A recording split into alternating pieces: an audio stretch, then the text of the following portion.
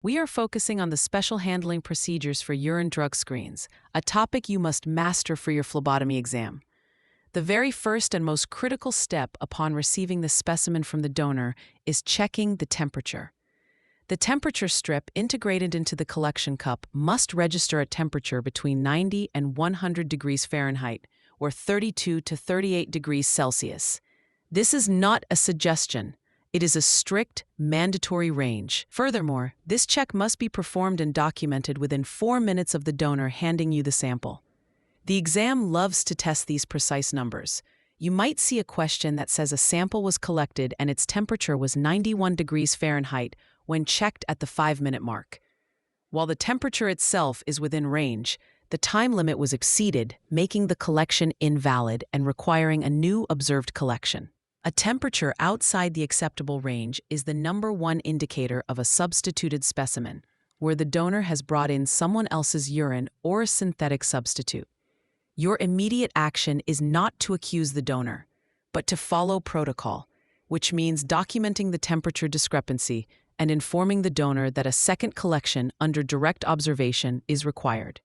Next, we must address the chain of custody form, which is the backbone of any legally defensible drug test, especially for employment or forensic purposes. This is not just another piece of paperwork. It is a legal document that creates an unbroken trail for that specimen. It tracks the sample from the moment it is sealed in the donor's presence to its final analysis at the laboratory.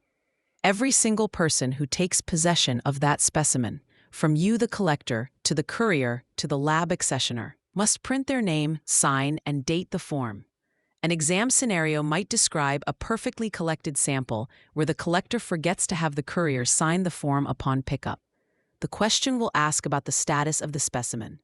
The correct answer is that the chain of custody has been broken, which compromises the integrity of the test and makes the result inadmissible in a legal context.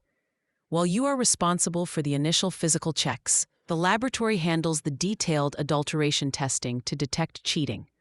The two most important tests the lab performs for this are measuring the specific gravity and creatinine levels. A normal urine sample will have a certain density and a baseline level of creatinine, which is a waste product from muscle metabolism. If a donor tries to cheat by drinking excessive amounts of water or by adding water directly to the cup, the sample will become diluted. This dilution results in abnormally low specific gravity and low creatinine.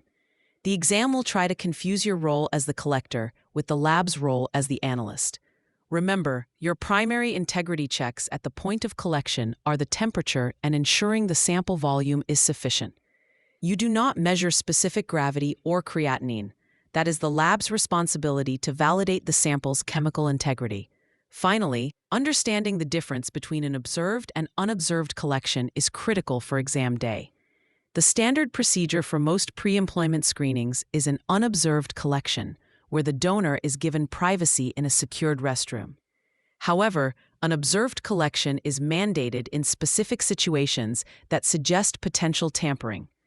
The most common trigger you'll see on an exam question is a specimen that falls outside the required temperature range. If that temperature reads 88 degrees, for example, the protocol requires you to discard that specimen and begin a new collection under direct observation by a trained, same-gender collector who will watch the urine enter the cup. Other triggers can include finding evidence of tampering on the specimen bottle or the donor behaving suspiciously. To tie all of this together for the exam, remember this key phrase. For a valid P, it's TCC. T for temperature in range within 4 minutes. C for a complete and unbroken chain of custody. And C for the lab checking the creatinine for adulteration. This mnemonic helps you compartmentalize your immediate duties from the subsequent laboratory analysis. For free practice questions, AI-powered explanations, and more exam prep tools, visit openexamprep.com. That's openexamprep, all one word, .com.